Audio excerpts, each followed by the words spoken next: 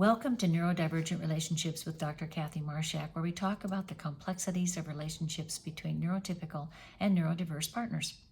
These relationships can feel bewildering, even isolating, until you learn to take back your life and navigate the differences with clarity and confidence. In this special four-part podcast series, I'm sharing stories from my own life.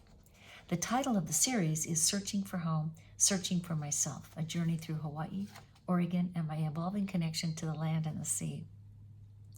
I'm sharing stories about rediscovering myself, about loss and resilience, and about how our connections to people, places, and even the earth itself shape who we are.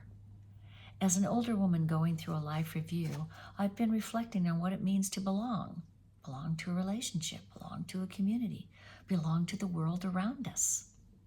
You may be wondering, what does this have to do with neurodivergent relationships? And I think it has everything to do with them. Because so often in these relationships, we feel lost. We feel like we don't recognize the world we're living in anymore, like the life we built isn't quite what we imagined.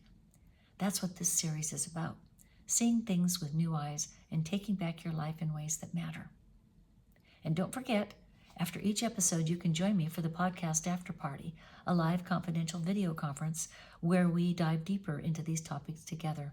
Check the website listed on this page for the podcast, or you can Google me, Dr. Kathy Marshak, to find the latest schedule and events. These are going to be recorded conferences also, so you can listen to them if you're a member of our private organization. So let's get started.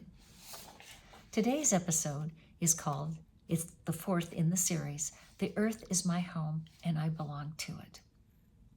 When I was 16, I discovered Cape Perpetua, which is along the Oregon coast. I'd been reading about it in a newspaper article. It was fascinating to me. Scientists were digging up an ancient midden, which is an old clam bake from Native Americans long ago. I begged my parents to take me camping there so I could see history unfold. And so we did. We went. And it was the first time I realized the land remembers everything. My parents fell in love with this place too. One of the last trips I took with what was left of my family, Phoebe and I, we went to Glacier National Park. It's a wild raw gem perched high in the Rocky Mountains. I planned a hike that would take us to a glacial overlook, a rare opportunity to see an ancient force of nature, a glimpse of how our earth was formed. But Phoebe wearied halfway up the trail, and she wanted to stop. I could have stayed with her, or I could keep going. So I kept going. She was old enough to stay put. She had water, snacks, and shade by a waterfall, so I kept climbing. At the top, I felt so overwhelmed by the beauty that I wanted to share it with her. But of course, she was 30 minutes down the trail, and I had to accept that she would never see what I saw, that she might never see the world the way I do, and maybe she never wanted to. It wasn't just Phoebe at Glacier Park. I've spent my entire life trying to share my love of the earth, the land, the sky, the water, only to realize that not everyone sees it the way I do. I married a man and adopted children who didn't share my experience. The awe I feel when I connect with my roots, my earthly roots. I would drag my family to beautiful, magical places like Hawaii, Yellowstone, the deserts of Alberta, the pine forests of Sedona, Cape Perpetua. But they would complain. The heat, the bugs, the wind. I wanted to wander trails, find a hidden stream, watch the sunset over a canyon. They wanted to stay in the car, in the camper, inside. I love small local diners, people watching, trying something I've never eaten before. They hated it. My husband and children rebelled. So I started going alone. I would leave them in the camper and take off on my bike, ride into the hills, and discover something extraordinary, like a herd of buffalo. I wanted to share something sacred, but I was always the only one who saw it. When I moved to my little beach town in Oregon, I thought I was coming here for practical reasons. I knew I'd be close to Cape Perpetua, and that made me smile. I could take day trips, revisit my memories, and even visit my parents, at least what remains of them in the waves where I scattered their ashes. But what I didn't know was that I had moved to the edge of a national treasure. a UNESCO-protected jewel, a place known as the Cascade Head Biosphere.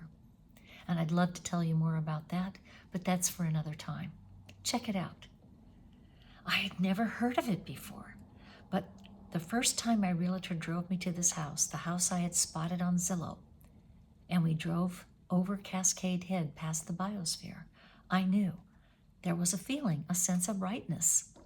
I have learned to trust these hunches, and now I know why. In spite of my concerns for the fragile ecosystem of this riverine hillside on which my house is built, in spite of the damage being done by careless neighbors and short-sighted developers, maybe it's because of who I am that I see these things. Maybe it's because of who I am that I was drawn here in the first place. Maybe it's my purpose to notice the damage, to speak for the land and the sea, to heal what can be healed. Cape Perpetua was the first place that spoke to me as a teenager. The land and the sea called to me and I listened. And now I realize it has been calling me home all along. Even if the people I love don't always come with me, even if I sometimes walk the path alone, the earth is still here, calling me home. And I wonder how many other neurotypical people feel this way.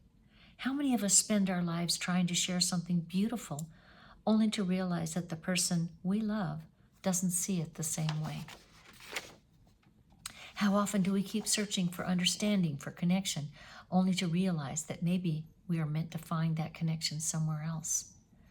For me, that connection has always been with the earth. It understands me, it responds to me, it gives back to me in ways that some people in my life never could. And maybe that's enough. If this podcast episode resonates with you, please share it with somebody else who might need to hear this message. And thank you for joining me on Neurodivergent Relationships with Dr. Kathy Marshak. I also invite you to join me for the podcast after party. Just check the schedule on the website. Before we go, here's something to think about for the after party. What places in your life have shaped you the most? What did they still teach you today? Let's talk about it at the after party and anything else that comes up for you. Until next time, take care and keep searching for what truly matters to you, and keep with it.